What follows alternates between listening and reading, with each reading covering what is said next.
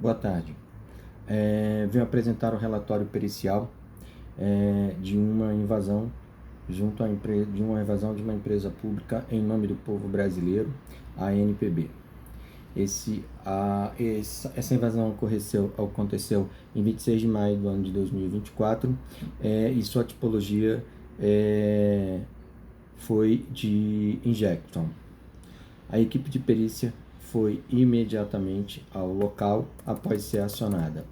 Essa equipe de perícia pertence à Delegacia Especial de Crime Cibernético. Ao chegar no local, antes a equipe foi formada, de acordo com o delegado do caso, Faro Bom, ele fez a opção por 2 pessoas de auditoria de sistema, 3 de segurança de informação, um especialista de infraestrutura de TI, um de banco de dados e um especialista jurídico, mais 4 agentes policiais. A equipe imediatamente se deslocou para lá e adotou um método presencial que seguiu as seguintes etapas: o tipo de análise, o tipo de cópia, o tipo de filtro, o tipo de ferramenta a ser utilizada, a preservação e garantia de integridade e a tipologia jurídica do crime. Quanto à questão de coleta e evidência, os peritos primeiro levantaram qual versão do sistema operacional estava sendo utilizado, os logs de entrada do sistema mais recente, arquivos em utilização ou excluído e quais portas estavam abertas. A aquisição, busca e apreensão dos equipamentos foram procedidos pelos peritos. Antes, os mesmos repassaram os procedimentos técnicos e aplicaram um checklist de boa prática.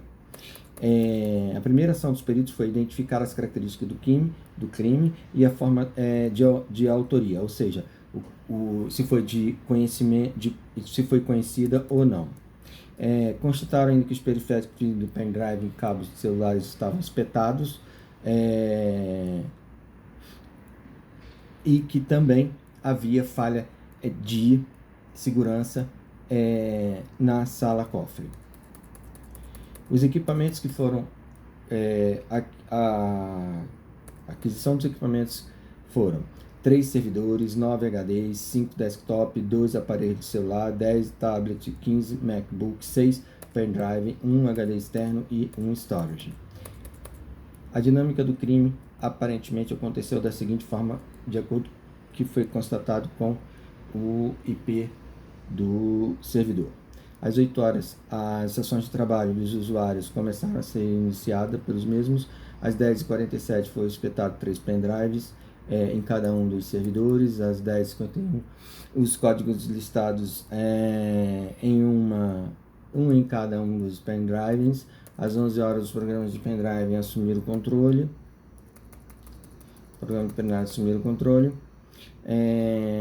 Às 11h13, todas as sessões de trabalho já haviam sido bloqueadas e feito por e-mail pedido de resgate.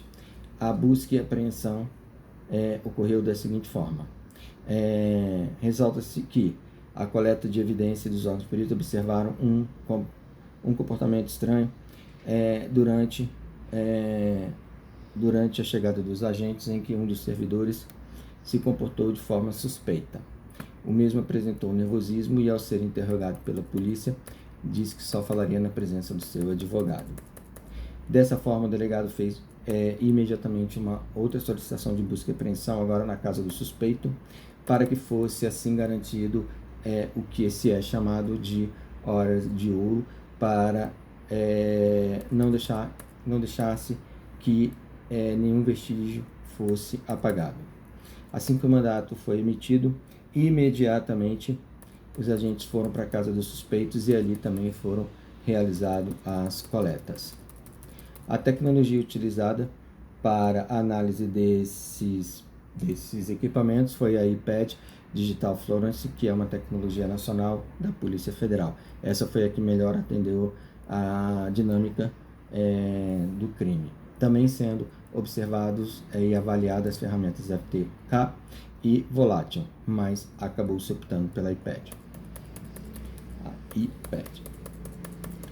A questão da análise de evidência ficou assim definido como a questão da falta de segurança física por falta de câmeras de segurança e também de acessibilidade das pessoas, e foi montada uma cronologia das ações a serem analisadas conforme abaixo, ou seja, conforme a aquisição e coleta, os equipamentos e periféricos eletrônicos coletados na operação de busca e apreensão tiveram seus conteúdos copiados para disponibilizar aos especialistas.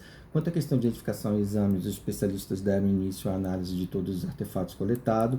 Quanto à questão de análise e avaliação, os peritos iniciaram os trabalhos pelos servidores e depois passaram para as estações de trabalho até chegar nos periféricos, para só entrarem no storage. De forma cuidadosa, as aquisições se deram primeiro por meio parcial, pois os servidores de storage não podiam ser desligados para não comprometer o cotidiano da empresa. Quanto à questão da dinâmica, observou-se que era primordial seguir à riscas, os limites do mandato, e foram então definidos que somente pessoas autorizadas seriam permitidas acessar e transitar no local do crime. Todos os acessos foram registrados. Foi identificado como responsável pelo data center um servidor chamado Água Mole em Pedra Dura. Nenhum dispositivo foi desligado, sendo mantido e resguardado. Foram fotografados todos os equipamentos e periféricos e materiais. Foram recolhidos documentos também físicos, como papéis, pastas e outros. A entrada dos peritos também se deu com cuidado, como o uso de APIs para resguardar a área do crime. Foram utilizados também softwares de imagem, de disco, escrita, hash, recuperação, peneira, decodificação, durante o processo de análise já no laboratório de perícia da Delegacia Especializada de Crime Cibernético. Ante isso, a conclusão se deu por meio da dinâmica do ato criminoso, pela sua característica. Os fatos apresentados no contexto foram então enquadrados nos artigos 154, 163, 266 e 303. O suspeito, quando da invasão do histórico da vítima, ou seja, da empresa, teve como finalidade subtrair recursos financeiros em benefício próprio, chegando a R$1.584.000. Constatou-se ainda que o mesmo aproveitou-se da vulnerabilidade e da sua situação de servidor e de acessos autorizados para que injetasse um injecton por meio de um pendrive. Dessa forma, conclui-se que os suspeitos se valeram de suas posições do órgão para o cometimento do delito. Então, os resultados levantaram a conclusão de forma clara e objetiva em que o suspeito deverá ser enquadrado de forma legal ante a sustentação tecnológica da perícia digital e das peças de acusação em que o crime cibernético se evidencia.